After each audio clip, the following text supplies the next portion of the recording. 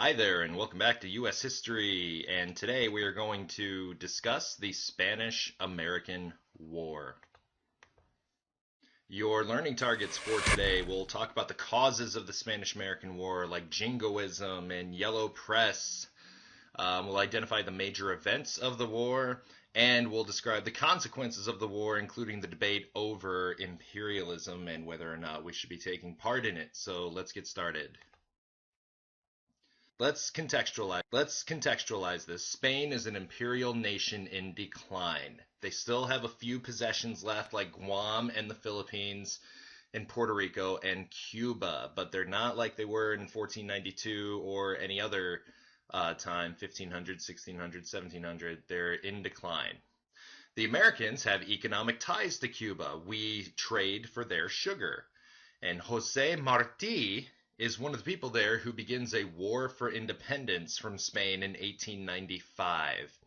And so this is a Cuban insurrection or a rebellion. And we see it as kind of reminding us of our fight for independence. You know, the small colony against the big imperial power. And so we kind of want the Cubans to win.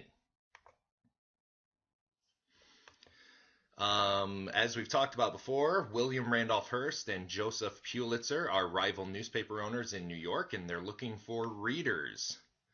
You can see the New York Journal sales top 1 million in 1898, and so they're trying to find stories that people want to read about. And they are called yellow press because they're manufacturing the news, essentially.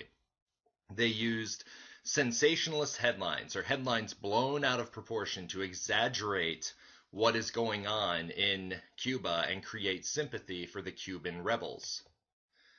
A letter published by one of the newspapers calls President McKinley a stupid politician, and that was from one of the Spanish ambassadors. This fuels jingoism, or what is called aggressive nationalism, like being very patriotic just because somebody tried to call us a stupid politician or made fun of us. So then this is the triggering point. We send the USS Maine to do diplomatic relations, and we station it in Havana Harbor, and it explodes on February 15th, 1898, and the Yellow Press accuses Spain of deliberately and maliciously attacking the United States, even though there was no proof. McKinley orders an investigation, and by the time the investigation was done, we find that a mine had accidentally blown up and destroyed the battleship, but the U.S. already had gone to war with Spain. On the other side of the world, in the Pacific, Commodore George Dewey received orders to seek the Spanish fleet and capture or destroy it.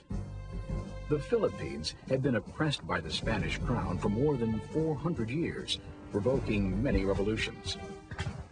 When the U.S. declared war on Spain, Filipino rebel Emilio Aguinaldo saw a way for the Philippines to achieve independence.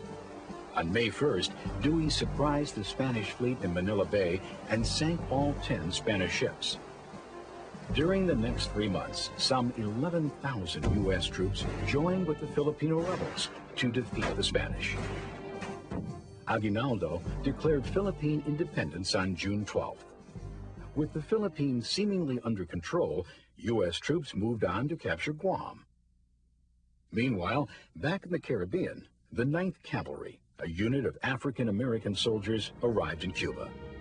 They found the Army quartermasters totally unprepared for the thousands of troops pouring in. Equipment was disorganized. They were issued woolen uniforms in the tropical heat.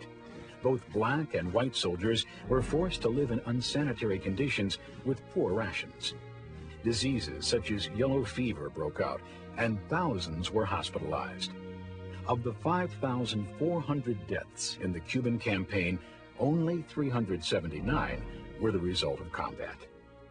Teddy Roosevelt quit his desk job as Secretary of the Navy and became second in command of a volunteer regiment called the Rough Riders. They were a motley crew of some 1,200 men, including socially prominent, cowboys, musicians, and clerks. In a critical battle, Teddy Roosevelt led the Rough Riders on a charge up Kettle Hill. They came under heavy fire, but were aided by the 2 regiments of African-American soldiers. They sacked Kettle Hill, but at great cost. What a sight was presented as I recrossed the flat in front of San Juan. The dead and wounded soldier. It was indescribable. In short order, the U.S. captured San Juan Hill and seized the Spanish fort while destroying Cuban ships in the Straits of Havana.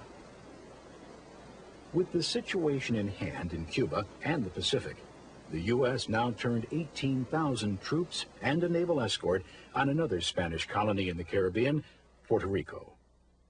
They landed at Guanica Bay, but before they could reach the capital city, Spain agreed to sign a peace treaty with the United States, putting an end to all military hostilities. The war was over in just 4 months. The truce with Spain was signed on August 12, 1898. It was a splendid little war, commented soon-to-be Secretary of State John Hay. And what happens in this war is George Dewey quickly takes the Philippines.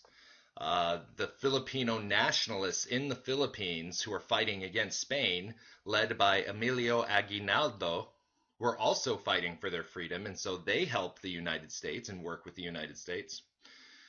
Future President Roosevelt leads his Rough Riders cavalry unit through Cuba and helped to win the war. And that was essentially the main things of the war. George Dewey in the Philippines, the Philippine natives fighting with Emilio Aguinaldo, and Roosevelt leading the Rough Riders through Cuba and winning the war.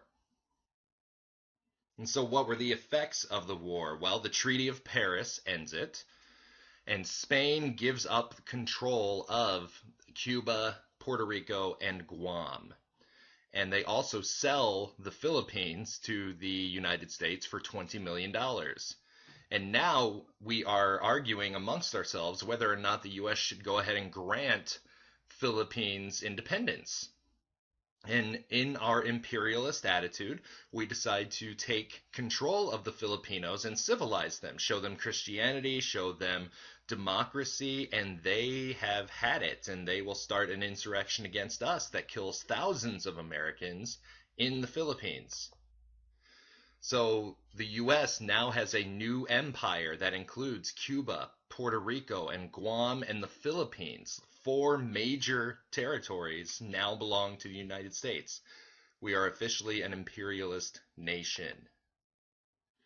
Here are some cartoons of yellow journalism and what we're doing. You can see the representation of Cuba and Hawaii and I believe that's the Philippines saying hurrah for the 4th of July. We're coming in on Independence Day celebrations too. And then you can see Spanish politeness, holding a knife behind their back, getting ready, talking things out with us, but really being malicious. And this is yellow journalism. There's no evidence of any of this. And then there's this one of Uncle Sam trying to take care of the kids, Puerto Rico, Philippines, Cuba, and Hawaii. Kind of racistly drawn, but seeing those countries as kids, and we now have to take care of them. And now here is a graphic organizer of what goes on in the Spanish-American War. Cubans rebel against the Spanish, winning U.S. sympathy. Yellow press inflames public opinion against Spain, and then the Maine explodes. Dewey destroys the Spanish fleet in the Philippines. The Filipino nationalists defeat the Spanish army. We win in Cuba in 1898, and we occupy Puerto Rico at that point, and then there's all of our effects. And so let's review our learning targets. We talked about the causes of the Spanish-American War. We identified the major events of the war, and we described the consequences of the war. So I hope you can see how we're becoming more and more of an imperialist nation, and we will talk more about this in class, and I'll see you then. Bye-bye.